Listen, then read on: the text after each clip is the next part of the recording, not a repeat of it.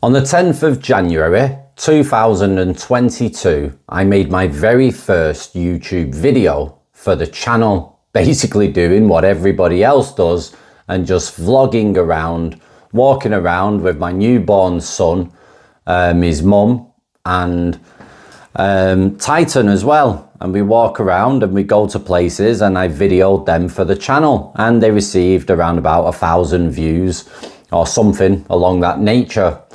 And then one day I decided that I was going to be honest and tell about my own story and everything that I had been through up to that point in Thailand, my relationships, my life, how I'm living, etc. So I went to the local lake, I think it was, and I sat down and I was just honest. Yeah, no ego, just laid it on the line.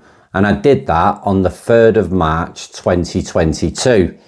And with doing that, I received 117,000 views and around about 2,000 subscribers to the channel. And that's how my channel kicked off and started. That's how it all formed. When I shared my own story, speaking my own truth, and told everybody what happened with my relationships, what I did wrong, etc., what I did right, what I did wrong, and just laid it on the line, everybody started emailing me, telling me about their stories, about their life and their journey. And that's kind of how the channel formed. I was inundated with emails. So I asked people, could I share their story on the channel? Then I did that. And then 900 stories later, I'm here in this situation. I've learned a lot. I've experienced a hell of a lot in Thailand, the culture, the people, the way of thinking, the relationships, the dynamics.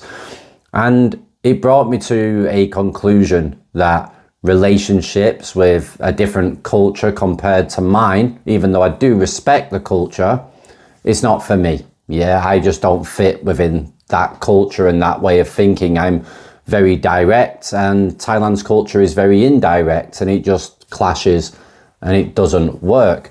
Now, that doesn't make me bitter or resentful about it. That just makes me aware that I understand that we don't match, and that's fine. Now, I've heard a lot of things over those 900 stories. I've had a hell of a lot more stories than that sent into the channel, a hell of a lot more. But most of them I could never get round to sharing, or they was just the same as the other ones. So it was getting really repetitive and boring.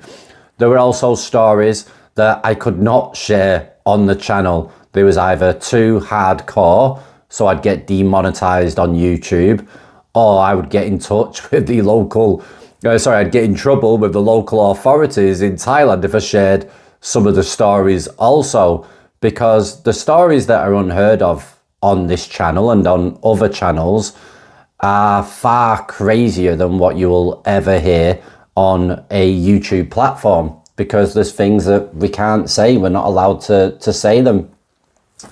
Now, with the stories that I share and sharing stories, I started to get to know about a channel called Thailand Bound. I wasn't aware that anybody else was sharing stories and doing what I was doing, because it just happened to come into play. I never planned on sharing stories. So I seen Thailand Bound, and I seen the way that he was doing it, and he was just sat there and he was reading the stories, and he just story from start to finish, and it was done. So with the stories that I was sharing, I realized I was doing it different, because I tried to bring humor into it. I tried to give my own take on it, even though that seemed to offend a lot of people. But yeah, one person's opinion could really annoy a lot of people. But yeah, I give my own take on it. I tried to make them humorous. I added clips and stuff, and it worked, and it was great, and people were actually learning. And with the way that I was producing the videos, it wasn't all hate in the comments, and it wasn't everybody calling the guy a simp like other channels. I mean, if you go on other channels and you look at the stories and you read the comments, everybody is annihilating the person whose apparent story it is on that channel. And that would put off any normal, sane person to ever send stories in ever again. But with my channel, it was a mixed bag. There were people that dropped their egos and went into the comment section and basically said, yeah, I've done that myself. Yeah, I messed up myself. Yeah, I thought she loved me. I thought I was going to have a great life. I built a house and then it all went wrong. But these people that were writing in the comments, they learned from their experience. Not everybody was bitter and toxic, and people gave really, really good advice. So it was a really mixed bag. So it wasn't just the videos that I was producing on the channel that made the channel generate views and made the channel get more popular.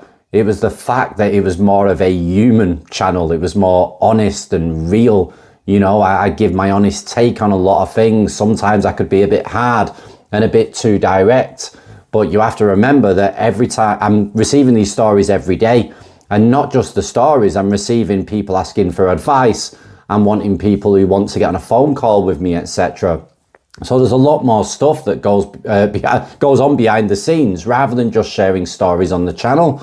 So that can make you tired. It can get quite exhausting. So when I started to give advice, I was being more direct and more blunt, because I'm thinking, I'm not really helping people as much as I want to help people, because what I've been through and what I've learned from my experience, I need to give that out to people as well, because I normally classify myself as fairly intelligent in some avenues, some in others I'm not. So yeah, I had to learn. It was a massive learning curve going into a different culture, a different society, different social norms.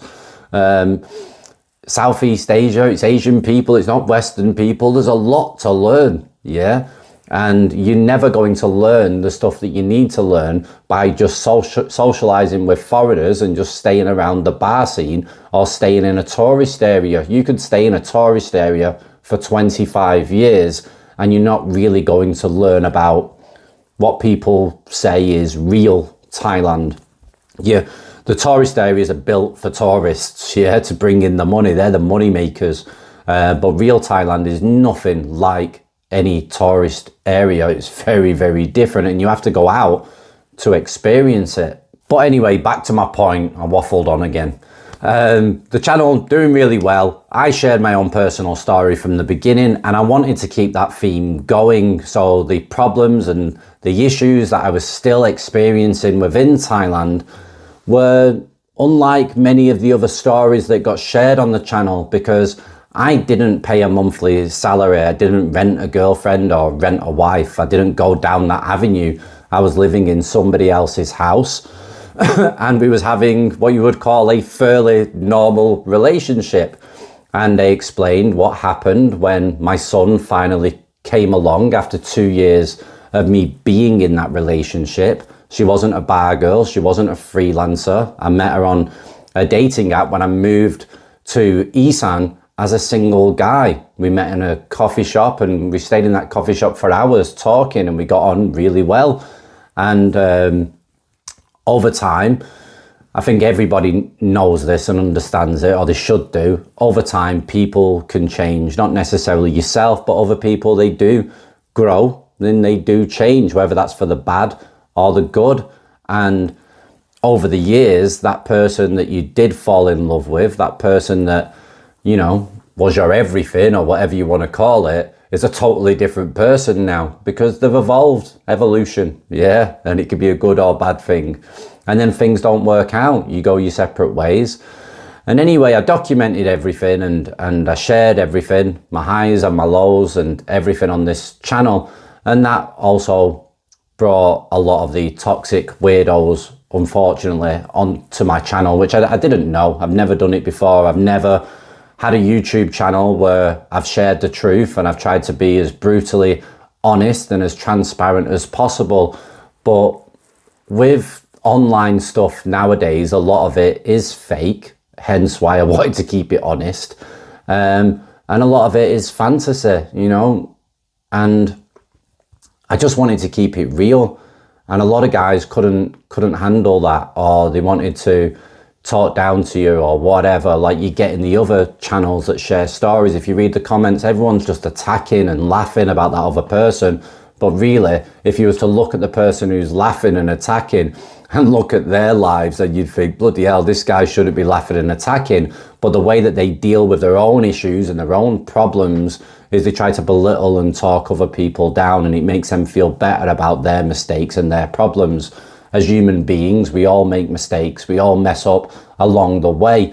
And what defines each of us is that we do something about it. We learn from our mistakes. We try not to jump into those same mistakes. We evolve, we grow, and we adapt, and we get on with life. But we don't just sit there constantly being bitter about everything. We get on with it. But unfortunately, not everybody's like that. And you can see it in some of the comments. Now, I had a guy contact me. I don't think I want to give his name because he's from that island that's got the virus. What is it? Hantavirus, Hunter virus? I have no idea. I've not looked into it that much. But he's from this island that apparently this outbreak has gone on. He can't go back to the island. He works for the MOD and he visits Thailand frequently. He got with a girl in Pattaya, and she claimed that she was pregnant, and he only slept with her once. He was a customer, yeah. So he sends me some emails saying, Dan, can I speak to you on the phone? And I'm like, not really. Normally I would say yeah, but I know that I can be on the phone for 2-3 hours with people that want to share. And I just don't have the time because I'm working 14, 15, 16-hour days right now, and I can't spend 2-3 hours on the phone unless it's something that's just really needs help. So I emailed him back and basically said, if it's of the most importance, yeah, we'll speak. If not, tell me what it is and I'll email you back. So he gave me a bit of a snippet of what's going on, but really wanted a call. So I said, right, okay, on my break, when I normally go and make a coffee and have like a 10-minute break, I'll speak to you, but I'm going to have to make it clear that I need to get off that phone fast because there's no way I can stay on the phone all day. So anyway, I spoke to him. Turns out that he slept with this Pattaya bar girl, and he only slept with her once. Obviously didn't use protection, which is insane, but people do it. It happens a lot. And it's insane that the girls allow them to do it when they know what the foreigners are doing, and how the foreigners do it when they know what the girls are doing. But alcohol and women in sexy dresses that are saying sexy man and you handsome and whispering in your ear, yeah, it kind of gets guys to lose their minds, but it's dangerous. And that's another subject that we can go into. But this guy goes home, gets contacted by this girl stating that she's pregnant, showing her belly having a bump. So she's trying to make out that, look, I'm pregnant, I'm showing you. And then she's threatening him with lawyers and the police. And she sends him a photo of a policeman, Thai policeman, and a lawyer next to him, but she's not in the photo. And basically saying, this is the police, I'm at the police station or whatever, I'm with a lawyer, and we're coming after you for money because this is your child. And this guy, I hope if he sees this, he doesn't think I'm being rude, but this guy is naive, yeah? And he explained to me that the reason why he's so naive is that the island he's from, they're all very trusting people and they're all nice people and nobody scams anybody, and he's from a different society where there's not little devils wearing sexy dresses trying to hustle and scam you. So yeah, I felt sorry for him. And he'd been taken for £6,000, Great British pounds in total off this woman so far. And he was only met her like one night, you know, he was a customer for one night, and £6,000 with the pregnancy scam. Basically, she's extorted him, blackmailed him, made him afraid, and he's coughed up, a lot of money. £6,000 is a hell of a lot of money. And the reason, sorry, not just that, he's also got another Thai girl that he thinks is really, really nice, and she never asks him for money directly, but obviously she shares her stories and her problems, etc., and he offers the money and gives it. And I tried to explain that's how they all work. They don't really ask you for money directly. They will speak to you, make you feel, you know, nice and warm and make out they love you, etc., and then they'll throw the problems. They'll start crying or whatever and put an act on. So you see that they've got that problem, so you offer to help. And they've been doing this it's a tale as old as time, but people are still falling for it. This guy had been done over by 6 grand, and God knows how much he paid this other girl that he thought was decent. So obviously, as you can imagine, he explained everything that he should do. And you could probably understand what I would have said. But yeah, get rid of the pregnancy woman. It's probably a load of BS anyway.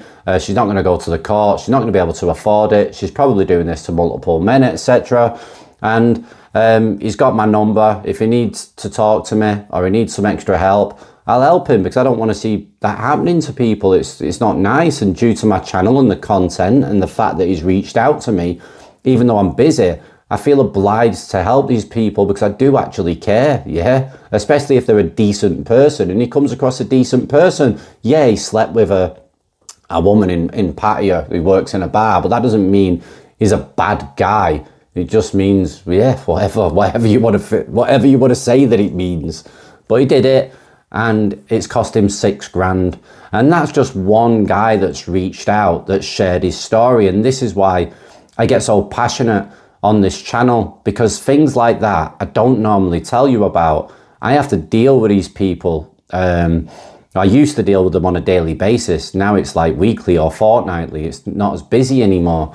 But when my channel was really, really busy and every video was generating a lot of views, these people were contacting me directly every day. It is literally like a pandemic over in Thailand, where guys are genuinely getting hustled and scammed, but normally within the entertainment industry. That's where most of it goes on. And then you do have another side of it, where guys are meeting women off the dating sites that are in massive debt, with dodgy debt guys, or proper debt with the banks, etc.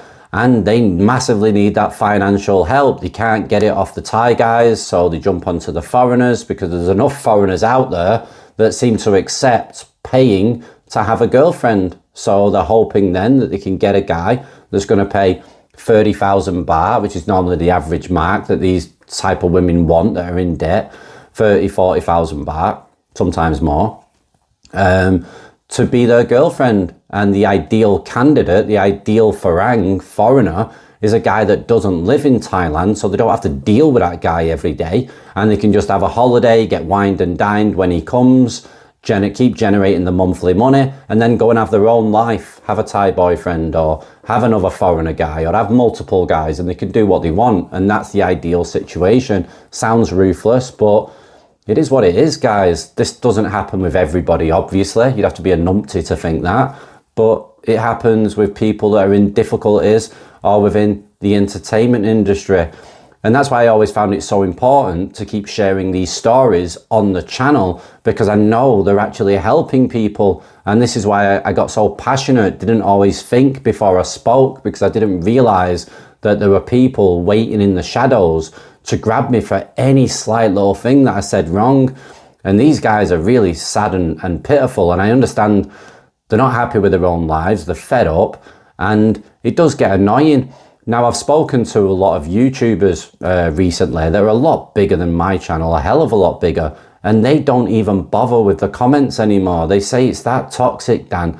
It's not worth it. But then my argument is, what about the followers that are decent and nice and actually support you? And they've just basically said if they email in or they contact that way, then they'll try to respond. But the comments, they don't want to put themselves in a bad mood or make themselves angry or make themselves want to track the person down that's got personal with them to go and do him in. Because it can really enrage people. And these guys that put the bad comments, they know it can enrage people, and that's why they do it. They get a kick out of it because they're hiding behind a computer screen, etc. Now, I don't want to go down that route. The way I look at it is that if anybody annoys me now, just block them, get rid of them. You know, I don't need to try to argue with them or try and get into their heads or try to fix them, because I just don't have the time, yeah? I don't mind trying to fix people on the stories that I share and everything that I produce with the content that I'm doing. I don't mind that. I mean, at the end of the day, let's be really, really honest. I can generate money from providing content, and in return for me generating money from providing content and you guys watching and supporting me, I try to help people also. It's not just all about me. No way. I want to give back and do it in the best way that I can. And that's from the knowledge that I've accrued, because I've swam through the crap, I've been through it all, I've got real life experience, I understand it all now, and that knowledge can really help other guys to not have to go through what I've been through, which is only a small portion really compared to what other guys have gone through financially. Mine has been more mentally than definitely, but mine's not really been financial, it's been more mental.